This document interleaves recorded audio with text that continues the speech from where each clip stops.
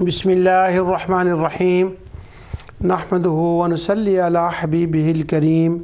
اما بعد فاعوذ باللہ من الشیطان الرجیم بسم اللہ الرحمن الرحیم ورسلا قد قصصناہم علیک من قبل ورسلا لم نقصصہم علیک وکلم اللہ موسیٰ تکلیما رسلا مبشرین ومنذرین لئلا یکون للناس علی اللہ حجۃ بعد الرسل وکان اللہ عزیزا حکیما آمنت باللہ صدق اللہ العظیم۔ ناظرین، پروگرام ازالہ شبہات میں آپ کی خدمت میں حاضر ہوں۔ اللہ تعالیٰ کی رحمت، عنایت اور توفیق سے میں اس وقت توحید اور رد شرک پر گفتگو کر رہا ہوں، اور اس کا وہ پارٹ کہ شرک کی ابتدا کیسے ہوئی اور کب سے ہوا، اس پر میں نے بات شروع کی ہے، اور پچھلے پروگرام میں نے اس کے اوپر چند دلائل دیے۔ آج میں اس کے اوپر اللہ تعالیٰ کی رحمت سے دوسری دلیل عرض کر رہا ہوں کہ شرک کب شروع ہوا، اور یہ جو کہا جاتا ہے کہ 10 صدیاں پہلے شرک ہوا ہی نہیں، یہ بات درست نہیں ہے، بلکہ شرک ابتدا سے ہی شروع ہو گیا تھا، اور شیطان 2 دن بھی چین سے نہیں بیٹھ سکا، اور پھر وہ 10 صدیاں کہاں خاموشی کے ساتھ بیٹھنے والا تھا۔ یہی سبب ہے کہ اللہ سبحانہ و تعالیٰ نے اس دوران نوح علیہ السلام سے پہلے حضرت شیث علیہ السلام پر صحیفے نازل فرمائے۔ آدم علیہ السلام کے بعد تو حضرت شیث علیہ السلام اللہ تعالیٰ کے نبی تھے، اور بعض لوگوں نے ان کے رسول کا بھی اطلاق کیا، تو وہ نبی تھے، اور انہوں نے تبلیغ بھی فرمائی، اور قابیل کے ساتھ انہوں نے جہاد بھی کیا۔ تو اب جہاد کفار کے ساتھ ہوتا ہے، تو قابیل اکیلا تو نہیں تھا جس کے ساتھ انہوں نے جہاد کر لیا۔ تو نوح علیہ السلام کے بعد شیث علیہ السلام کو اللہ تعالیٰ نے نبوت عطا فرمائی، جو کہ 10 قرون کے اندر تھے۔ تو اگر وہ سب لوگ ایمان پر ہی تھے تو پھر ان کے اندر نبوت کی کیا ضرورت، نبی بھیجنے کی کیا ضرورت تھی۔ اس کے بعد دوسرے نبی حضرت نوح علیہ السلام سے پہلے ادریس علیہ السلام آتے ہیں۔ تو اللہ تعالیٰ نے ادریس علیہ السلام کو مبعوث فرمایا ان 10 قرون کے اندر۔ اب اس کا ایگزیکٹ ٹائم جو ہے وہ تو نہ قرآن میں ہے، نہ نبی کریم صلی اللہ علیہ وسلم کی حدیث میں ہے کہ ادریس علیہ السلام کب دنیا میں تشریف لائے، یعنی ان 10 قرون کے اندر کس ٹائم میں۔ اور اس کا ٹائم ہمیں ضرورت بھی نہیں اس کی اتنی، بس یہ ہے کہ ادریس علیہ السلام آئے۔ تو ہم قرآن کریم کو جب جان پڑھتے ہیں تو اس کے اندر ہمیں پتہ ہے کہ اللہ تعالیٰ رسولوں کو بھیجتا ہے لوگوں کے اوپر حجت قائم کرنے کے لیے۔ مقصد رسالت یہ ہوتا ہے کہ لوگوں کو کفر سے ایمان کی طرف وہ بلائیں، ہدایت کی طرف بلائیں۔ تو جب ادریس علیہ السلام آئے تھے تو انہوں نے لوگوں کو اللہ تعالیٰ کی نافرمانی سے ہٹا کر، چھڑا کر نافرمانی، اللہ کی اطاعت کی طرف بلایا، اپنی اطاعت کی طرف بلایا۔ یہی رسول کا مقصد ہوتا ہے۔ تو ادریس علیہ السلام کا آنا اس بات کی دلیل ہے کہ سب لوگ 10 قرنوں کے اندر اسلام پر نہیں تھے۔ تو جب یہ ثابت ہو جائے کہ ادریس علیہ السلام تبلیغ کے لیے آئے، انہوں نے تبلیغ فرمائی، اور نوح علیہ السلام سے وہ پہلے آئے، جب یہ ثابت ہو جائے تو پھر ایک تو شرک کی ابتدا کا بھی پتہ چل جاتا ہے کہ ادریس علیہ السلام کے آنے سے پہلے شرک شروع ہو گیا تھا۔ یہ نہیں کہ ادریس علیہ السلام دنیا سے چلے گئے اور بعد میں جا کر کچھ اقوام آئی، پھر نوح آئے اور پھر وہاں ہوا، وہ نہیں، ادریس علیہ السلام کے زمانے میں، ان کے آنے سے پہلے انہی کی ہدایت کے لیے تو وہ آئے تھے۔ اب یہاں پر اس مضمون کو جو ہے میں 2 حصوں میں تقسیم کرتا ہوں۔ پہلے تو میں یہ بتاؤں گا کہ ہر قوم کے لیے نبی آیا، اور اس قوم کی ہدایت کے لیے نبی آئے، اور اگر کسی قوم کے پاس نبی نہ آئے تو اس قوم کے پاس تو یہ جواز رہتا ہے کہ یا اللہ ہماری رہنمائی کے لیے تو نے کسی رسول کو ہی نہیں بھیجا، تو ہمیں تو پتہ ہی نہیں چلا، ہم تو جانتے ہی نہیں تھے، تو وہ تو بری ہو گئے پھر۔ اس لیے قرآن کریم میں اللہ تعالیٰ نے اس آیت کے اندر جو میں نے ابھی پڑھی ہے، اس کے اندر یوں بیان فرمایا، اللہ تعالیٰ فرماتا ہے وہ رسولاً، یہ ابتدائی زمانے کی بات ہے جب یہ سورہ مائدہ تھی، فرمایا وہ رسولاً قد قصصناہم علیک من قبل، اور آپ سے پہلے بہت سے رسولوں کے واقعات ہم نے آپ سے بیان کیے ہیں، اور بہت سے رسولوں کے نہیں بھی کیے، اور موسیٰ علیہ السلام نے تو اللہ تعالیٰ سے صاف طور پر کلام کیا۔ اب یہ ضروری نہیں ہے کہ سارے نبیوں کو اب جانیں اور ان کے ٹائم جانیں، لیکن اب کچھ اندازہ ہو جاتا ہے جہاں قرآن کریم نے اشارات کی ہیں۔ تو بہت سے رسول اللہ نے بھیجے، اور رسول کا بعثت کا مقصد کیا ہے؟ رسولا مبشرین و منذرین، پہلا کام یہ کہ وہ بشارتیں دیں اور لوگوں کو آگاہ کریں، ڈر سنائیں جہنم کا، اور لِأَلَّا يَكُونَ لِلنَّاسِ عَلَى اللَّهِ حُجَّةٌ بَعْدَ الرُّسُلِ، اور اس لیے کہ اگر ان کو نہ بھیجا جائے تو لوگ تو کہہ دیں گے کہ ہمارے پاس تو کوئی آیا ہی نہیں تھا، تو یہ حجت ہوتی ہے اللہ تعالیٰ کی طرف سے لوگوں کے اوپر، اللہ یکون للناس علی اللہ حجت بعد الرسل۔ تو اب رسول کا مقصد ہو گیا لوگوں کو ہدایت کی طرف بلانا اور اللہ تعالیٰ کا لوگوں کے اوپر حجت کا قائم کرنا۔ اب آدم علیہ السلام سے لے کر یہ ایک لمبا عرصہ جو گزر گیا، اس کے اندر کا اگر کوئی رسول نہیں آیا تو ان لوگوں کے اوپر حجت کیسے قائم ہوگی؟ کیوں کہ آدم علیہ السلام کو تو عرصہ دراز ہو گیا گزرے ہوئے، اور وہاں پر جو لوگ ہیں ان کے اوپر حجت قائم ہوگی کہ کیوں؟ حجت قائم کرنے کی کیا ضرورت ہے؟ وہ ضرورت یہ ہے کہ قابیل نے کفر کر لیا تھا، اور قابیل کے کفر کرنے کے بعد ایک لمبا عرصہ گزر گیا، اسی عرصے میں اللہ تعالیٰ نے ادریس علیہ السلام کو بھیجا تاکہ ان پر حجت قائم ہو جائے۔ اب ایک سوال اس کے اندر یہ ہے کہ کیا ادریس علیہ السلام نوح علیہ السلام سے پہلے آئے ہیں؟ اس کو میں اپنے دوسرے حصے میں رکھوں گا کہ ہاں ادریس علیہ السلام آئے تھے۔ یہ بات ہو سکتی ہے کہ ایک نبی کے بعد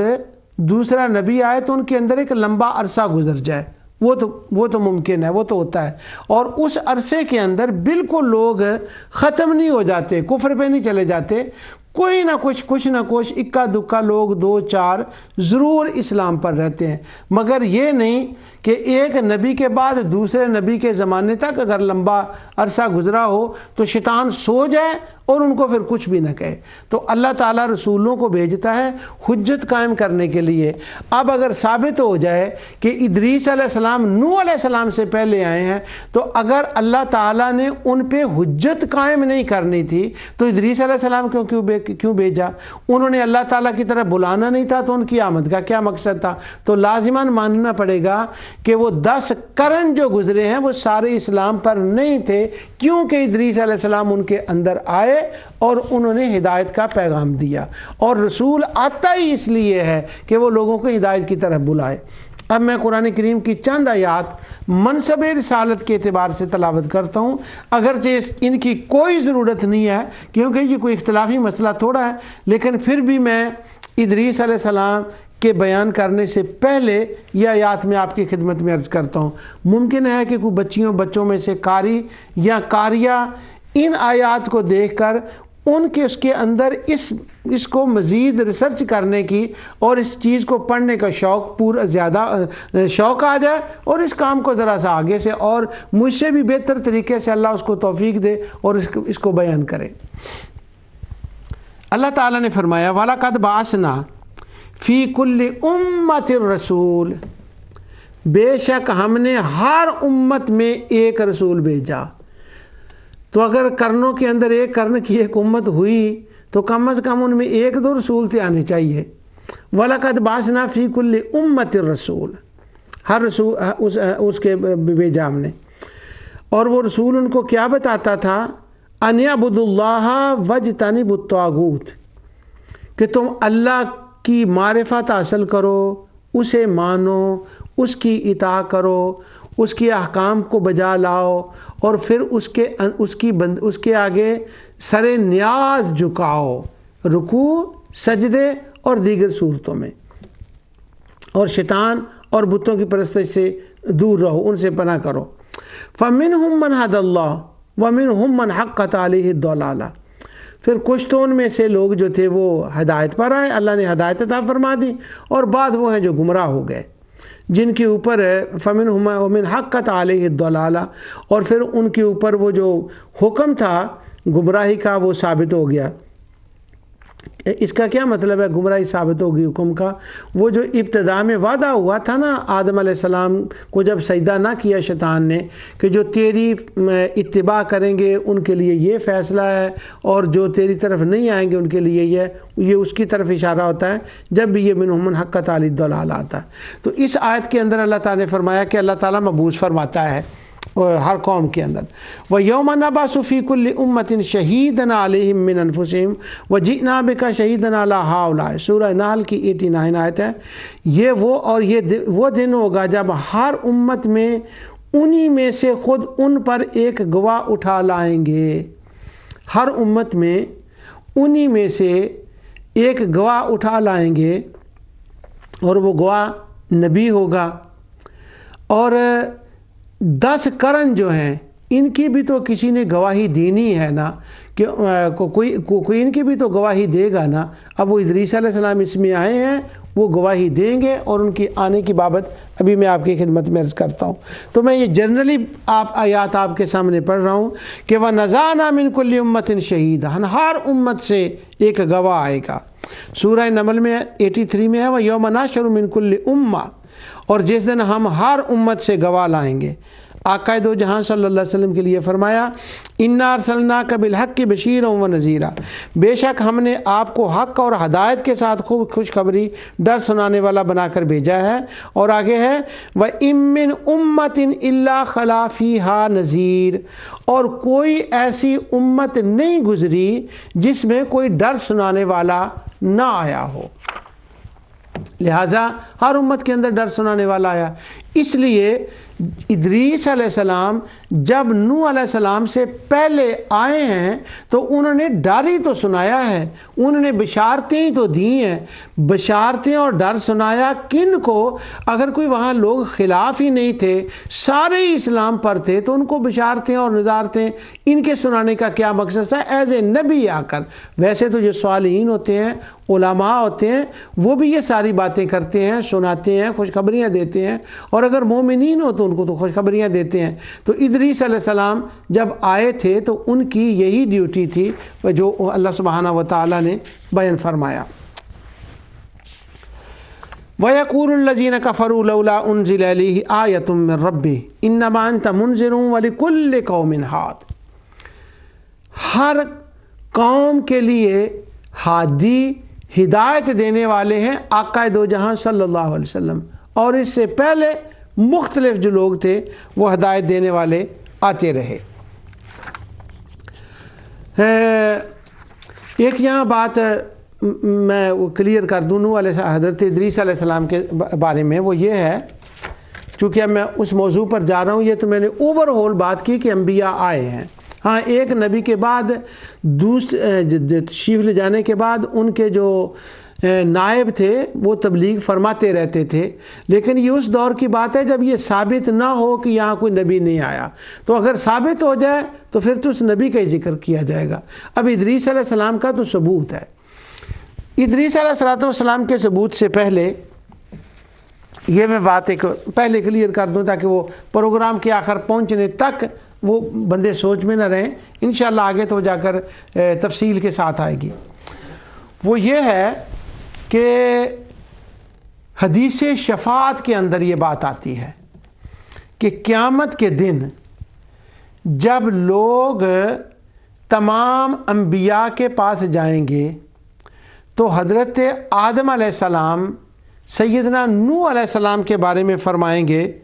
کہ تم ان کے پاس چلے جاؤ، تو اگر درمیان میں کوئی نبی آیا ہوتا تو وہ ان کا ذکر کرتے۔ اصل میں وہاں چونکہ سب سے عظمت والے رسول سیدنا نوح علیہ السلام ہیں اور وہ رسول ہیں، اس لیے آدم علیہ السلام ان کا نام لیں گے۔ قرآن کریم میں حضرت ادریس کا جب ذکر آیا ہے، اب میں اس ذکر کو تفصیل کے ساتھ آپ کے سامنے پڑھتا ہوں تلاوت کرتا ہوں اور پھر میں اپنی بات کو پروف کروں گا اللہ کی رحمت سے، اس کی عنایت اور کرم سے، کہ ادریس علیہ السلام نوح علیہ السلام سے پہلے آئے ہیں، اور نبی کا فنکشن یہی ہوتا ہے، حجت قائم کرنا۔ نبی کا فنکشن یہی ہے کہ وہ اپنی امت کا گواہ بنتا ہے۔ کس بات کا گواہ بنتا ہے؟ کہ میں نے ان کو یہ پیغام پہنچا دیا، فلاں فلاں نے قبول کیا، فلاں نے انکار کیا، یہ معاملہ ہوا۔ یہی وہ گواہی ہے جو قیامت کے دن انبیاء دیں گے۔ تو جب ادریس علیہ السلام پہلے آئے ہیں، اگر ان کا یہ فنکشن نہیں تھا، ان کا یہ کام نہیں تھا، پھر تو مقصد نبوت ہی فوت ہو کے رہ گیا، پھر وہ کیسے آ گئے؟ تو جب وہ پہلے آ گئے ادریس علیہ السلام، تو اس کا مطلب ہوا کہ عطا خراسانی والی روایت وہ درست نہیں ہے، جس میں یہ آتا ہے کہ نوح علیہ السلام کے زمانے میں 5 لوگ تھے اور وہاں سے شرک کی ابتدا ہوئی۔ نہیں، شرک کی ابتدا وہاں سے نہیں ہوئی، شرک کی ابتدا قابیل سے ہوئی ہے، اور قابیل کی اولاد سے ہوئی ہے۔ لوگوں نے آگ کی پرستش کی ہے، لوگوں نے چاند ستاروں کی پرستش کی ہے۔ یہ اسی سارے زمانے کی 10 قرنوں کی بات ہے۔ اسی میں اللہ تعالیٰ حضرت ادریس علیہ السلام کو بھیجتا ہے، مبعوث فرماتا ہے، اور وہ آ کر لوگوں کو تبلیغ فرماتے ہیں۔ یہ اگین تھوڑا سا ٹیکنیکل مسئلہ ہے یہ، تو میں کوشش کرتا ہوں کہ جتنا آسانی سے ہو سکے میں آپ کی خدمت میں پیش کروں۔ سب سے پہلے یہ ہے کہ اللہ تعالیٰ نے قرآن کریم میں جب نوح علیہ السلام کا ذکر فرمایا تو ان کو ذریہ آدم کہا گیا ہے، ادریس علیہ السلام کو۔ اس کی تفصیل یوں ہے کہ سورہ مریم کے اندر ادریس علیہ السلام کا ذکر آیا، اور سورہ مریم کے اندر کئی انبیاء کا ذکر آیا، حضرت زکریہ کا، حضرت یحییٰ کا، حضرت عیسیٰ، حضرت ابراہیم، حضرت اسحاق، حضرت یعقوب، حضرت موسیٰ، حضرت ادریس، حضرت نوح، ان سارے انبیاء کا سورہ مریم کے اندر انبیاء کا ذکر آیا۔ اور جب ان سارے نبیوں کا اللہ تعالیٰ نے ذکر فرمایا، اور پھر آخر میں جا کر ادریس علیہ السلام کا ذکر فرمایا، اب سارے انبیاء کے ذکر کو اکٹھا کیا ایک آیت کے اندر، تو اللہ تعالیٰ فرماتا ہے اولئک الذین انعم اللہ علیہم من النبیین من ذریۃ آدم۔ یہ وہ لوگ ہیں جن پر اللہ تعالیٰ نے انعام فرمایا زمرہ انبیاء میں سے، آدم علیہ السلام کی اولاد سے ہیں، اور ان مومنوں سے ہیں جنہیں ہم نے نوح علیہ السلام کے ساتھ کشتی میں طوفان سے بچا کر اٹھا لیا تھا۔ وَمِمَّنْ حَمَلْنَا مَعَ نُوحٍ وَمِنْ ذُرِّيَّةِ إِبْرَاهِيمَ وَإِسْرَائِيلَ، اور ابراہیم کی اور اسرائیل یعقوب علیہ السلام کی اولاد سے ہیں، اور ان لوگوں میں سے ہیں جنہیں ہم نے ہدایت بخشی اور برگزیدہ بنایا۔ اور یہ جو لوگ ہیں انبیاء علیہ السلام، اور پھر ان کی آگے اولادیں جو ہیں ان جن کو اللہ تعالیٰ نے ہدایت دی، ان کے بارے میں ہے کہ وَإِذَا تُتْلَىٰ عَلَيْهِمْ آيَاتُ الرَّحْمَٰنِ، جب ان کے سامنے قرآن کی آیات تلاوت کی جاتی ہیں، خروا سجدا وبکیا، تو وہ سجدہ کرتے ہوئے زاروں قطار روتے ہوئے گر پڑتے ہیں۔ یہ مشرکین مکہ کو بتایا جا رہا ہے کہ یہ انبیاء بھی آئے، اور ان کے جو ماننے والے ہیں، جو ان کی اتباع کرنے والے، ان کی یہ حالت ہے۔ تمہیں کیا ہو گیا ہے کہ جب تمہارے سامنے قرآن پڑھا جائے تو اللہ تعالیٰ فرماتا ہے وَقَالَ الَّذِينَ كَفَرُوا لَا تَسْمَعُوا لِهَذَا الْقُرْآنِ، وہ کہتے ہیں قرآن کو سنو ہی نہ، وَالْغَوْا فِيهِ لَعَلَّكُمْ تَغْلِبُونَ، شور ڈالو، غالب آ جاؤ، اور وہ یوں کر دو تاکہ یہ سنا ہی نہ جائے۔ تو اللہ تعالیٰ فرماتا ہے یہ بھی تو ہے نا کہ جب ان کے سامنے پڑھا جاتا ہے تو وہ سجدے میں گر پڑتے ہیں، اور یہ انہی کی اولاد میں سے صالحین ہیں۔ اب یہاں پر انبیاء علیہ السلام جتنے آئے ہیں ان کا ذکر اللہ تعالیٰ نے فرمایا یہ سارے نبی ہیں، اور پھر آگے ان کی تفصیل ہے۔ اب سورہ مریم کی اس آیت میں ان انبیاء کا ذکر ہو گیا جن کا میں نے ذکر کر دیا۔ یہاں پھر وہ میں بات دوبارہ دہرا دوں کہ جہاں تک شریعت کا تعلق ہے رسول کے اعتبار سے، وہ سیدنا نوح علیہ السلام سے شروع ہوتی ہے، اس کا میں نے آگے عرض کر دیا۔ اب ادریس علیہ السلام کا اس آیت کے اندر ذکر آیا ہے، اس سے پہلے حافظ ابن کثیر سے اب میں یہ پڑھ رہا ہوں، ان کی البدایہ والنہایہ سے اور ان کی تفسیر سے، اور ابن جریر الطبری کے حوالہ میں آگے پڑھتا ہوں۔ وہ لکھتے ہیں قال اللہ تعالی وَاذْكُرْ فِي الْكِتَابِ إِدْرِيسَ إِنَّهُ كَانَ صِدِّيقًا نَبِيًّا وَرَفَعْنَاهُ مَكَانًا عَلِيًّا۔ ادریس علیہ السلام کا ذکر کہ وہ صدیق تھے، نبی تھے، اور ہم نے ان کو اپنی طرف اٹھا لیا۔ اور یہ اسپیشلی ادریس علیہ السلام کے لیے آیا ہے اس طرح سے، اور یا پھر حضرت عیسیٰ علیہ السلام کے بارے میں آیا۔ تو وہ ایک بحث ہے کہ حضرت ادریس علیہ السلام کو زندہ اٹھایا گیا آسمان پر یا نہیں۔ تو وہ جو لوگ اس بات کو مانتے ہیں کہ زندہ اٹھایا گیا، ان کی یہی دلیل ہے کہ ہم نے ان کو اٹھایا۔ اور اگر اس سے یہ مراد ہے کہ ان کی روح کو اٹھایا، تو یہاں روح کا لفظ نہیں ہے بلکہ پہلے ادریس کا لفظ ہے کہ وَاذْكُرْ فِي الْكِتَابِ إِدْرِيسَ إِنَّهُ كَانَ صِدِّيقًا نَبِيًّا، کہ وہ جو ادریس ہیں، جو صدیق ہیں، جو نبی ہیں، وَرَفَعْنَاهُ، وہ ادریس، صدیق اور نبی، ان کو ہم نے بلند مقام کی طرف اٹھایا۔ اب جب ان کو کہا جائے نا بلند مقام کی طرف اٹھایا، تو یہاں سے وہ دلیل لی جاتی ہے کہ ہاں ان کو زندہ آسمان پر اٹھا لیا گیا، یہاں اس کا اشارہ ہے اس بات کا۔ تو حافظ ابن کثیر نے یہ بات نہیں لکھی، یہ میں اپنی طرف سے کہہ رہا ہوں۔ اب میں ان کی عبارت پڑھتا ہوں۔ کہتے ہیں فَإِدْرِيسُ علیہ السلام قد اثنى اللہ علیہ وصفہ بالنبوۃ والصدیقیہ۔ کہتے ہیں کہ اللہ سبحانہ و تعالیٰ نے تعریف کی ہے ادریس علیہ السلام کی، ان کی صفت نبوت کو اور صدیقیت کو بیان فرمایا۔ اور وہ ہیں کون؟ وَهُوَ خُنُو وَهُوَ فِي عُمُودِ نَسَبِ رسول اللہ صلی اللہ علیہ وسلم ما ذکرہ غیر واحد من علماء نسب۔ علماء نسب نے آقا دو جہاں صلی اللہ علیہ وسلم کے جو نسب ہے، علماء انساب نے اس کے اندر ان کو بیان کیا ہے۔ آگے فرماتے ہیں وَكَانَ أَوَّلُ بَنِي آدم آتِيَ النَّبُوَّةَ بَعْدَ آدم و شیش علیہم السلام۔ حضرت آدم اور شیش علیہ السلام کے بعد اللہ تعالیٰ نے بنی آدم میں جن کو نبوت دی وہ ادریس علیہ السلام تھے۔ وَذَكَرَ ابن اسحاق أَنَّهُ أَوَّلَ مَنْ خَتَّمَ بِالْقَلَمِ۔ ابن اسحاق نے کہا کہ جنہوں نے وہ لکھا ہے وہ سب سے پہلے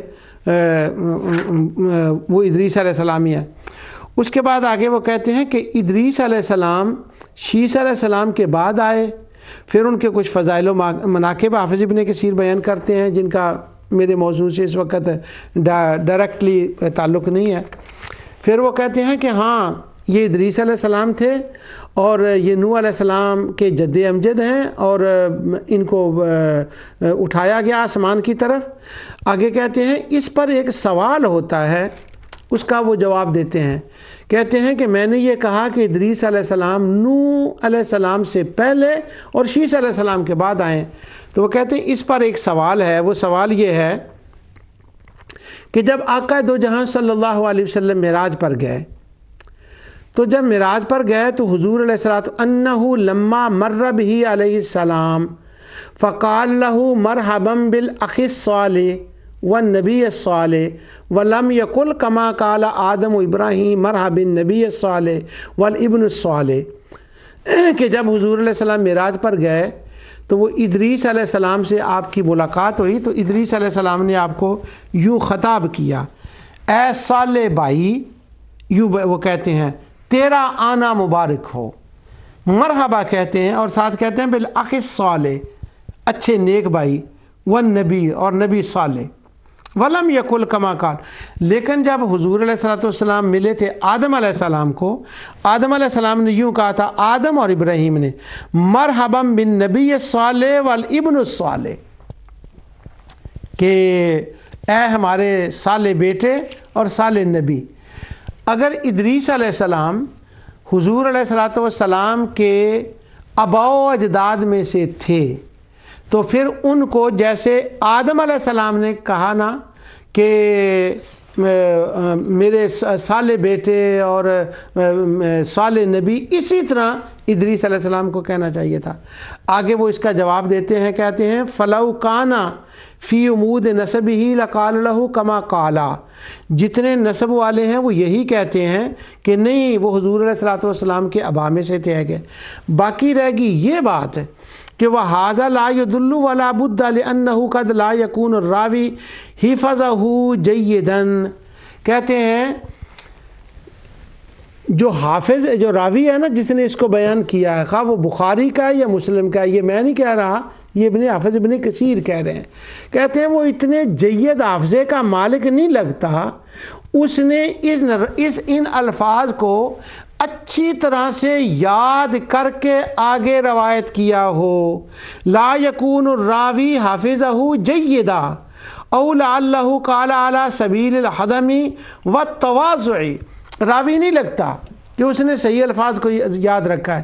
بلکہ ادریس علیہ السلام نے بھی اسی طرح ہی آقا دو جہاں صلی اللہ علیہ وسلم کو بلایا ہے، مرحبا ویلکم کیا ہے، مرحبا کہا ہے، خوش آمدید کہا ہے، جیسے آدم علیہ السلام نے کہا اور جس طرح سے حضرت ابراہیم علیہ السلام نے کہا، لیکن یہ راوی یہاں سے بھول گیا ہے اور اس سے کچھ مسئلہ ہو گیا، اور کہتے ہیں فرض کریں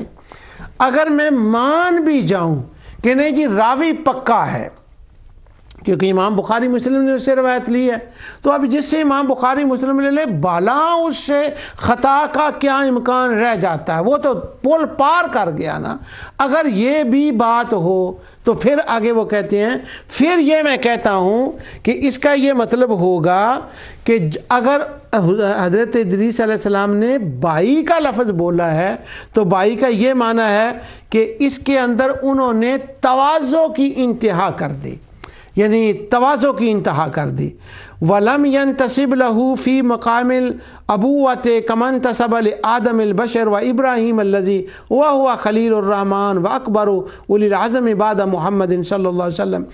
رہ گئے آدم علیہ السلام، وہ تو آدمی ہے، وہ تو تمام انسانوں کے باپ ہے، اس لیے پھر انہوں نے ابن کہہ دیا، اور باقی رہ گئے ابراہیم علیہ السلام، وہ تو اللہ کے خلیل ہے، اور انہوں نے تو دعائیں مانگی تھیں حضرت نبی کریم صلی اللہ علیہ وسلم کے لیے، ان کو تو ایک بڑی اور طرح کی خوشی ہو گئی کہ جن کے لیے میں نے دعائیں مانگی وہ آ گئے، اس وجہ سے وہ ابراہیم علیہ السلام نے ان کو ابن کہا اور انہوں نے اخی کہا۔ تو دو یہاں پر باتیں کی ہیں حافظ ابن کثیر نے، وہ کہتے ہیں یا تو راوی کی خطا ہے، اس نے غلط رپورٹ کیا ہے، اور یا پھر دوسری بات یہ ہے کہ انہوں نے تواضع کے ساتھ یہ بات کی ہے، اس لیے پھر یہاں یہ مسئلہ ہو گیا۔ اب اس کے اوپر دوسرے دلائل بھی ہیں حافظ ابن کثیر کے، وہ میں آگے عرض کرتا ہوں۔ اچھا اس کے بعد یہ جو ہے نا جو پہلے آ گیا تھا اس کا قرآن کریم کی آیت، اس کا بھی میں آگے بتاتا ہوں کہ یہاں سے ذریہ آدم انہی کو کہا گیا، حضرت ادریس علیہ السلام کو۔ اب دوسری دلیل میں لا رہا ہوں کہ ادریس علیہ السلام پہلے آئے ہیں نوح علیہ السلام سے۔ صحیح بخاری کے اندر کتاب الانبیاء باب ذکر ادریس علیہ السلام، امام بخاری اس کی ہیڈنگ دیتے ہیں، باب کا وہ ہیڈنگ دیتے ہیں، باب باندھتے ہیں۔ اب دیکھیں ذرا باب کا نام کیا، جو باب لکھا ہے اس کا نام کیا، فرماتے ہیں باب ذکر ادریس علیہ السلام وہو جد ابی نوح ویقال جد نوح علیہ السلام۔ حضرت ادریس وہ ہیں جو دادا ہیں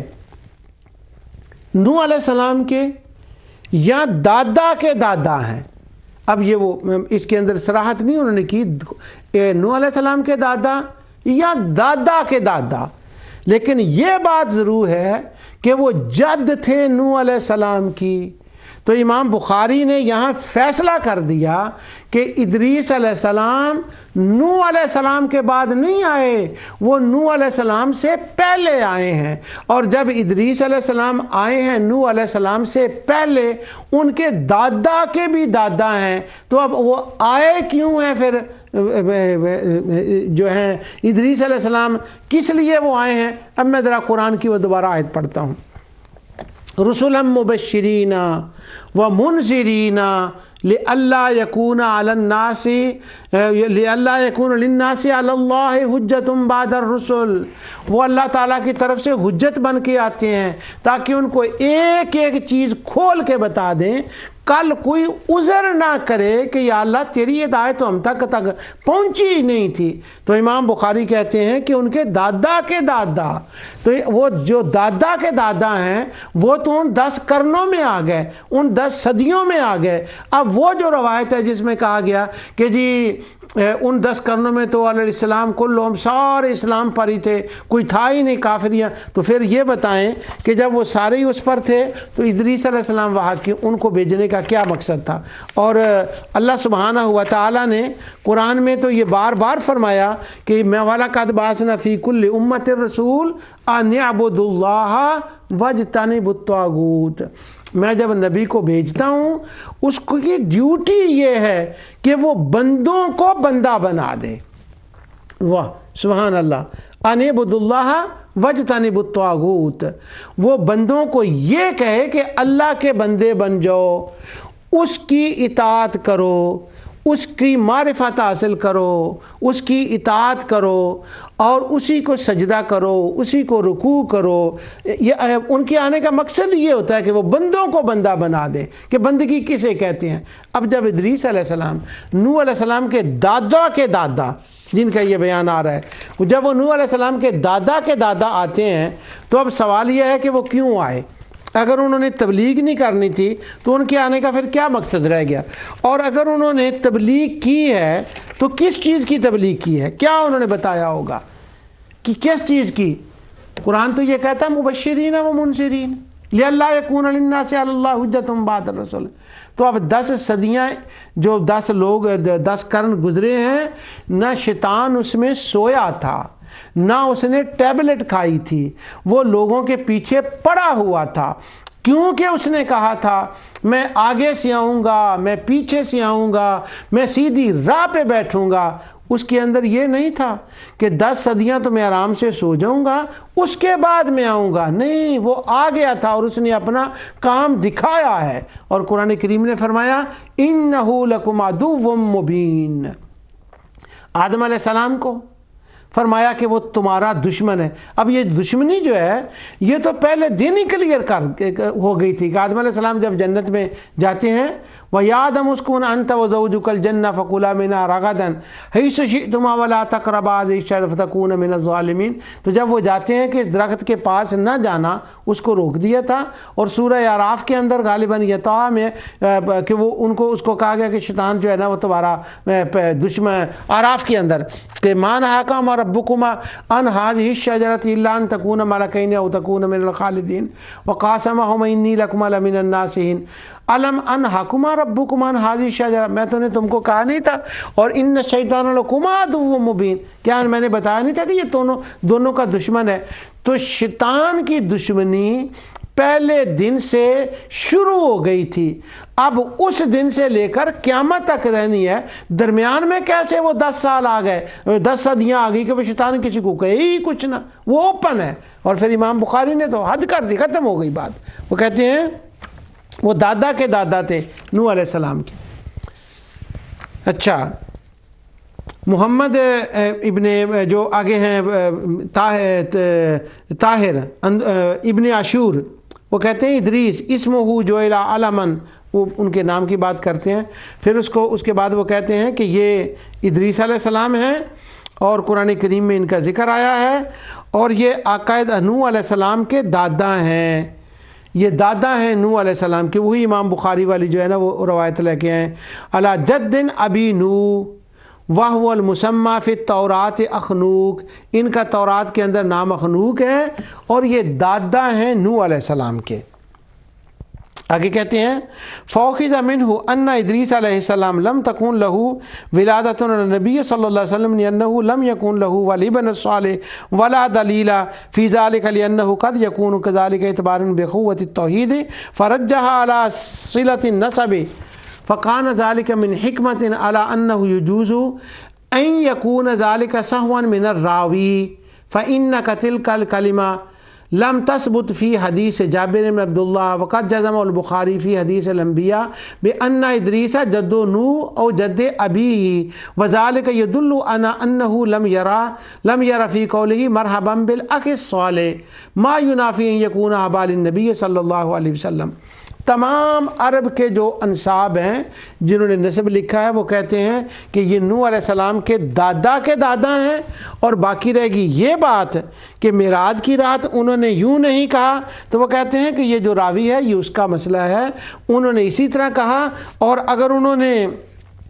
ابن صالح نہیں کہا تو اس میں یہ کوئی دلیل نہیں ہے کہ وہ ان کی آقا دو جہاں نوح علیہ السلام کے اجداد میں سے نہیں ہے، یہ انہوں نے جو توحید کا رشتہ تھا نا اس کو ترجیح دے دی، اور جو نسب کا رشتہ تھا اس کو ترجیح نہیں دی، نسب کے رشتے کے اوپر توحید کے رشتے کو جو ہے وہ ترجیح دے دی۔ اور یہ بھی ممکن ہے کہ اس میں راوی کو صاف ہوا ہو، کیونکہ یہ کلمہ بخاری میں حضرت جابر کی حدیث میں موجود نہیں ہے، اور آگے جا کر میں بتاؤں گا آپ کو انشاءاللہ کہ وہاں پر جو ہے امام بدر الدین عینی نے اور ان سب نے جو ہے نا اس کی وہ تشریح کی ہے۔ تو اب یہاں تک پہنچا ہوں میں، اس کے بعد آگے دوسرا میں حوالہ آپ کے سامنے میں پیش کرتا ہوں، معذرت چاہتا ہوں میں۔ اچھا جی، اب آ جائیں تاریخ طبری کے اندر، تفسیر طبری کے اندر۔ تفسیر طبری میں وہ پڑھتا ہوں آیت دوبارہ، اولئک الذین انعم اللہ علیہم من النبیین من ذریۃ آدم۔ تو یہاں پر امام طبری اور حافظ ابن کثیر نے بھی آگے اور سب مفسرین نے یہی ذکر کیا ہے۔ وہ کہتے ہیں یقول تعالی ہؤلاء النبیون ولیس المراد المذکورین فی ہذہ السورہ فقط بل جنس الانبیاء علیہم الصلاۃ والسلام، سارے انبیاء کا ذکر بھی ہے۔ الذین انعم اللہ علیہم من النبیین من ذریۃ آدم، اس آیت کے اندر جو ذریت آدم کہا گیا ہے نا، قال السدی و ابن جریر رحمہ اللہ فالذی انا بہ من ذریت آدم ادریس، اس آیت کے اندر جو کہا گیا ہے نا آدم علیہ السلام کی اولاد کا نبی جو اولاد آدم سے ہے، اس سے مراد حضرت ادریس ہیں۔ کیوں؟ آگے کہتے ہیں والذی انا بہ من ذریۃ من حملنا مع نوح ابراہیم، جب یہ کہا گیا نا اسی آیت کے اندر کہ جو نوح کی کشتی میں سوار تھے ان کی اولاد، تو اس سے مراد حضرت ابراہیم ہیں، تو ابراہیم ہو گئے نوح کی اولاد علیہ السلام۔ آگے وہ کہتے ہیں ذریت ابراہیم، پھر اسی آیت کے اندر جو کہا نا ابراہیم کی اولاد، اس سے مراد ہیں اسحاق اور یعقوب اور اسماعیل، اور یہ جو کہا گیا اس آیت کے اندر اسرائیل کی اولاد وہ ہیں حضرت یعقوب علیہ السلام۔ والذی انا بہ من ذریۃ اسرائیل موسیٰ و ہارون و زکریا و یحییٰ و عیسیٰ و ابن مریم، یہ جتنے ہیں انبیاء وہ ان کی اولاد ہو گئے، باقی رہ گئے ادریس علیہ السلام۔ اب وہ جو ذریت آدم کا لفظ قرآن میں آیا ہے، اس کے سوا کوئی چارہ ہی نہیں کہ ہم یہ مانیں کہ نوح کی اولاد یہ ہیں، ابراہیم کی اولاد یہ ہیں، یعقوب کی اولاد یہ ہیں، تو ادریس کا اس آیت میں اس آیت سے پہلے ذکر آیا، ان کو کس کھاتے میں لگاؤ گے؟ تو وہ کہتے ہیں ہمیں ماننا پڑے گا من ذریت آدم کا یہاں مطلب ہے ادریس، جیسا کہ امام سدی نے یہ کہا ہے انا بہ من ذریۃ آدم ادریس۔ آگے پھر وہ کہتے ہیں وَلِذَلِكَ فَرَّقَ أَنْسَابَهُمْ وَإِنْ كَانَ يَجْمَعُ جَمِيعُ آدَمَ لِلنَّفِيمِ مَنْ لَيْسَ لَهُ مِنْ وَلَدٍ مَا كَانَ مِنْ نُوحٍ فِي السَّفِينَةِ وَهُوَ إِدْرِيسُ فَإِنَّهُ جَدُّ نُوحٍ وَهَذَا هُوَ الْأَظْهَرُ إِنَّ إِدْرِيسَ فِي عُمُودِ نَسَبِ نوح علیہ السلام۔ یہ بالکل سارے نسب والے اہل نسب والے اس پر متفق ہیں کہ حضرت نوح علیہ السلام کے وہ دادا کے دادا تھے۔ آگے پھر وہ اس بات کو لائیں، کہتے ہیں یہاں پر ایک اور سوال ہے کہ اگر کوئی یہ کہے کہ محمد ان ادریس اقدم من نوح فبعث اللہ الی قومہ فامرهم ان یقولوا لا الہ الا اللہ ویعملوا ما یشاء فابوا فاہلکہم اللہ عز وجل۔ ادریس علیہ السلام نوح علیہ السلام سے پہلے ہیں، تو وہ پھر معراج والی روایت لائے ہیں کہ پھر اس کا کیا ہے؟ پھر اس کا وہ جواب دیتے ہیں کہ اس کا جواب یہ ہے کہ نوح علیہ السلام جب انہوں نے ابن صالح کا اخی صالح کہا ہے کہ اے میرے پیارے بھائی یہ ان کی تھی عجز و انکساری اور توحید کا رشتہ تھا، ورنہ وہ نوح علیہ السلام کے دادا ہیں۔ اچھا، یہ جو بات ہے نا کہ حدیث معراج والی اور اسرا والی جو بات ہے کہ انہوں نے کہا، یہ تقریباً تمام مفسرین اس پر بحث کی ہے، لیکن ہر ایک نے یہی جواب دیا ہے۔ حافظ ابن حجر اسقلانی نے اس پر بڑی گفتگو کی ہے، آگے وہ آ جاتی ہے وہ بھی، لیکن اس کا نتیجہ آخر یہی نکلتا ہے کہ ادریس علیہ السلام نوح علیہ السلام سے پہلے ہیں اور انہوں نے آ کر تبلیغ فرمائی، جس سے یہ ثابت ہوتا ہے کہ پہلے لوگ جو سارے تھے وہ ایمان پر نہیں تھے، کچھ کافر تھے کچھ مومن تھے۔ اب سورہ تغابن کی ایک پہلی آیت، هو الذی خلقکم فمنکم کافر ومنکم مؤمن، دوسری آیت سبح للہ ما فی السماوات کے بعد اللہ تعالیٰ فرماتا ہے سورہ تغابن کے هو الذی خلقکم۔ اب اس آیت کو دیکھیں، اللہ فرماتا ہے میں نے تم کو، اللہ وہ ہے جس نے تم کو پیدا کیا، یعنی پیدائش کے بعد کی بات ہو رہی ہے، جو ہی تخلیق فرمایا اس کے کچھ عرصہ بعد، هو الذی خلقکم فمنکم کافر ومنکم مؤمن، تم میں سے کچھ لوگ تو کافر ہو گئے اور تم میں سے کچھ لوگ مومن رہے۔ اب تخلیق آدم کے بعد اللہ تعالیٰ فرماتا ہے کافر اور مومن ہو گئے۔ اب یہاں 10 صدیاں کیسی آ گئی اور کدھر سے وہ 10 صدیوں کی بات آ گئی، اور پھر یہ اچانک آ کے ٹرننگ ہوتی ہے صالحین کے اوپر؟ نہیں، لوگوں نے چاند تاروں کو مانا، لوگوں نے آگ کو مانا، انہوں نے کفر کیا، انہوں نے شرک کیا، انہوں نے نافرمانی کی، اور اللہ تعالیٰ نے ان کے لیے ادریس علیہ السلام کو مبعوث فرمایا، جس طرح سے میں آپ کی خدمت میں یہ عرض کر رہا ہوں۔ مجھے یہ بات معلوم نہیں کہ جب یہ بات آتی ہے نا چاند تاروں کی، کہ لوگ چاند تاروں کی عبادت کرتے تھے، تو جو توحید کا کام، اپنے ذام میں توحید کا کام کرنے والے ہیں، جو کہتے سمجھتے کہ ہم توحید کا کام کر رہے ہیں، وہ ذرا مٹھے پڑ جاتے ہیں اس کے اوپر۔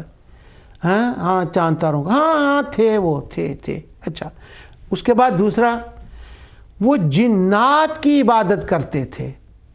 ہاں وہ تھے، اس کے اوپر پھر وہ مسئلہ یہیں تک رہ جاتا ہے۔ اب جب جنات کی بات آ گئی، ٹھیک ہے، اس کے بعد تیسرا درجہ آتا ہے کہ وہ اصنام کی عبادت کرتے تھے، بتوں کی عبادت کرتے تھے۔ ہمارے جتنے دوست توحید پہ اپنے ذام میں کام کرنے والے ہیں نا، جنہوں نے توحید مچھلی سٹور، توحید سائیکل سٹور، توحید ٹیکسی سٹینڈ وہ جو بنائے ہوئے ہیں، وہ توحید کا کام کرنے والے ان تینوں چیزوں کے اوپر ذرا مٹھے رہتے ہیں، خاموش سے رہتے ہیں۔ ہاں بتوں کی عبادت کرتے تھے نا، ٹھیک ہے، اچھا ہاں وہ چاند تاروں کی عبادت کرتے، ٹھیک ہے، ہاں وہ جنات کی، ہاں وہ تھے کچھ ایک ایسے، لیکن یہاں تک اگر بات ہو تو وہ خاموش رہتے ہیں۔ اب وہ اپنا سٹینڈ لیتے ہیں اس سے آگے، کہتے ہیں نہیں 10 صدیوں کے اندر تو سارے ہی لوگ ایمان پر تھے، اور پھر اچانک تاریخ نے ٹرننگ لی ہے، اور وہ ٹرننگ کیا لی کہ 5 بندے تھے، بڑے صالح تھے، لوگ ان کے ہاتھ چومتے تھے، اور جب وہ فوت ہو گیا لوگوں کو پھر بھی ان کے ساتھ عقیدت رہی، جب پھر بھی ان کے ساتھ عقیدت رہی تو پھر وہ ان کی قبروں پہ جانے لگے۔ پھر شیطان نے ان سے کہا کہ ان کی تصویریں بنا دو، اور انہوں نے تصویریں بنائی، بت بنائے، پھر ان کو جو ہے نا وہ پوجنے لگے، اور یہاں سے جو ہے وہ شرک، یہاں سے شرک ہو گیا۔ شرک یہاں سے شروع نہیں ہوا، شرک قابیل سے شروع ہوا ہے، اور اس کے بعد وہ رہا ہے۔ اس لیے اللہ سبحانہ و تعالی نے حضرت نوح علیہ السلام کو مبعوث فرمایا۔ علامہ قرطبی کہتے ہیں کہ نوح علیہ السلام کہتے ہیں وَإِدْرِيسُ جَدُّ نوح بَيْنَهُمَا 4 آباء فما حال ان ينسب الى نوح وهو جده الاعلى والذي عليه اعلى الانساب۔ جتنے انساب کے لوگ ہیں وہ سارے یہ کہتے ہیں کہ حضرت ادریس علیہ السلام حضرت نوح علیہ السلام کے اجداد میں سے ہیں۔ شوکانی، علامہ شوکانی لکھتے ہیں وزکریا و یحییٰ و عیسیٰ و الیاس، اس کی تفسیر میں وہ کہتے ہیں کہ یہ جو کہا جاتا ہے نا، بعض لوگ کہتے ہیں الیاس اور ادریس ایک ہی ہیں، کہتے ہیں وہ ھذا غیر صحیح، یہ بات صحیح نہیں ہے۔ لأن ادریس جد نوح و الیاس من ذریتہ، الیاس تو نوح علیہ السلام کی اولاد سے ہیں، اور رہ گئے ادریس علیہ السلام وہ تو ان کی جد میں۔ یہ بھی بعض لوگوں نے قول عجیب سا کر دیا، وہ کہتے ہیں یاسا اور الیاس یہ ان کے ایک ہی نام ہے، حضرت الیاس کا اور ادریس کا۔ معلوم نہیں یہ کیسے بات، یہ قول ہو گیا، بلکہ وہ تو یہ کہتے ہیں کہ ادریس ہی خضر تھے، ایک یہ بھی قول ہے۔ عجیب عجیب اقوال ہم کبھی کبھی دیکھتے ہیں۔ اور باقی وہ ایک روایت ہے ابن ابی حاتم میں، جس میں یہ کہا گیا کہ وہ اس طرح سے حضرت عبداللہ بن عباس کی طرح منسوب ہے کہ یہ دونوں ایک تھے، اس پر جزم نہیں ہوا مصنف کا، تو وہ حافظ بن عسقلانی نے اور سب نے اس کا رد کیا کہ نہیں، الگ الگ قرآن میں ان کے نام آئے، ادریس اور ہیں اور حضرت الیاس اور ہیں، یہ ان کے ابا میں سے ہے۔ فتح البیان کے اندر صدیق حسن خان بھوپالی وَاذْكُرْ فِي الْكِتَابِ ادریس، اس کی آیت میں لکھتے ہیں وَاسْمُهُ اخنوق ہوا جد نوح، یہ حضرت نوح علیہ السلام کے ہیں۔ پھر آگے وہ کہتے ہیں کہ سالبی نے بھی یہی ذکر کیا ہے۔ بعد نے کہا کہ وہ دادا کے دادا ہیں، کہتے ہیں اس میں کیا بات صحیح ہے، وہ اس پر پھر وہ بات کرتے ہیں کہ زیادہ کیا ہے۔ علامہ بیضاوی انہوں نے بھی یہی کہا کہ وہ نوح علیہ السلام کے دادا ہیں۔ علامہ خازن انہوں نے بھی یہی کہا کہ نوح علیہ السلام کے ابا میں سے ہے۔ تو گویا سارے مفسرین اس بات پر متفق ہیں کہ وہ نوح علیہ السلام کے جد ہیں، اور جن لوگوں نے اس کو کہا وہ حدیث معراج کی وجہ سے سب نے اس کا جواب دیا ہے کہ وہاں یا تو راوی کو کچھ ایسا مسئلہ ہوا ہے کہ اس راوی نے سارا صحیح روایت ہی نہیں کیا، اور یا پھر یہ بات ہے امام کہ وہ انہوں نے تواضع کے طور پر یہ بات کی ہے، یہی امام نووی بھی کہتے ہیں۔ آخری حوالہ کر رہا ہوں، بہت حوالہ جات ہیں اور بھی۔ بدر الدین عینی اسی حدیث کے بارے میں کہتے ہیں وقال علی ابن ابی عبد الفضل صححت لی طریق انہ خاطبہ فیہا ابن صالح، کہتے ہیں کہ صحیح روایت یہی ہے، امام بدر الدین عینی کہتے ہیں کہ ادریس علیہ السلام نے ان کو بیٹا کہہ کر ہی مرحبا کہا ہے، اور یہی صحیح روایت ہے، اور یہی دوسرے لوگوں نے اس کا بیان کیا ہے، اور پھر اس کا جو راوی ہے اس کے بارے میں بھی وہ ذکر کرتے ہیں۔ تو امام بدر الدین عینی نے بھی یہی کہا کہ وہ صحیح ہے۔ اس کے بعد ابن عاشور فتح الباری، یہ حافظ ابن حجر نے وہ بھی اس روایت کو لے کے آئے ہیں ساری کو۔ پھر وہ کہتے ہیں کہ نہیں، جو انساب والے ہیں ان میں سے سب یہ متفق ہیں اس بات پر کہ وہ ادریس علیہ السلام دادا ہیں حضرت نوح علیہ السلام کے، اور وہ جو معراج والی بات ہے اس پر بھی وہ لائے ہیں کہ وہ استدلال جو ہے جنہوں نے یہ کہا ان کا اگرچہ استدلال جید ہے، لیکن وہاں انہوں نے بھی وہی بات کی ہے جو دوسرے سارے لوگ بات کر رہے ہیں۔ الحاصل یہ ہے کہ میں نے اس پروگرام کے اندر اللہ کی رحمت اور عنایت سے جو روایت قرون عشرہ ہے کہ 10 صدیوں کے اندر کبھی کوئی گمراہی نہیں ہوئی اور نبی نہیں آیا، میں نے درجن حوالہ کے ساتھ یہ بتا دیا کہ قرآن کی آیت سے بھی یہ بتا دیا کہ ذریت آدم سے مراد ادریس ہی ہیں۔ تو جب قرآن نے یہ اشارہ دے دیا، مفسرین اس کے اوپر متفق ہیں، تو پھر عطا خراسانی والی روایت یہ کیسے درست ہو سکتی ہے کہ نوح علیہ السلام کے زمانے سے پہلے کبھی شرک نہیں ہوا اور اچانک جو تھا وہ صالحین کی وجہ سے شرک ہو گیا۔ اس کا نتیجہ یہ نکالا جاتا ہے کہ انبیاء اور اولیاء کے بارے میں یہ بتایا جاتا ہے ان سے ذرا دور رہیں، ان کی بات مانیں، جو انہوں نے قرآن سے حدیث سے بات کی ہو اس پہ عمل کریں۔ اس کے لیے ایک عام لفظ بولا جاتا ہے، انبیاء اور اولیاء کی تعلیم پر جو ہے نا عمل کیا جاتا ہے، ہم ان کی تعلیمات کو مانتے ہیں۔ تو انبیاء اولیاء کو ان کے ساتھ جو محبت اور عقیدت ہے اس کی نہیں۔ تو صحابہ کرام رضوان اللہ تعالی اجمعین جو تھے، کیا وہ صرف تعلیم کو مانتے تھے اس تعلیم کے ساتھ آقا کا جو محبت کرتے تھے ان کے ساتھ، جو ادب کرتے تھے ان کے ساتھ، اگر یہ شرک کی طرف چیزیں لے جانے والی ہوتی تو صحابہ اکرام کبھی یہ کام نہ کرتے، اور آقا دو جہاں صلی اللہ علیہ وسلم ان سے روک دیتے۔ حضور نے کیوں نہیں روکا؟ کیونکہ آپ نے فرمایا ہے کہ یہ امت شرک فری امت ہے، یہ آپس میں لڑ پڑیں گے، ان کی اور بہت سی باتیں ہو سکتی ہیں، ان کے بہت مسائل میری امت میں ہوں گے جو کتاب الفتن کے اندر ساری کتب حدیث میں ہیں۔ اس امت کے جو مسائل ہیں کہ جس غلطی پر وہ چلیں گے وہ کذب بیان نہیں ہوگی، وہ ایک دوسرے کا مال کھانا ہوگا، ایک دوسرے کی گردنیں اڑانی ہیں اور ان سے منع کرنا، یہ اس امت کے مسائل ہیں۔ شرک تو کبھی اس امت کا مسئلہ ہی نہیں رہا۔ کتاب الفتن کو اٹھا کر دیکھیں، ہاں قرب قیامت جا کر جب کعبہ اٹھا لیا جائے گا اس وقت جا کر دوبارہ کفر اور شرک پلٹ کر دنیا میں آئے گا، اور پھر انہی کفار کے اوپر قیامت آئے گی۔ جیسا مسلم کی حدیث ہے کہ رسول اللہ صلی اللہ علیہ وسلم نے فرمایا، جب تک ایک بندہ بھی اللہ اللہ یعنی مجرد لفظ ہے اللہ اللہ کہنے والا روئے زمین پہ رہے گا، قیامت نہیں آ سکتی۔ تو ایک ہے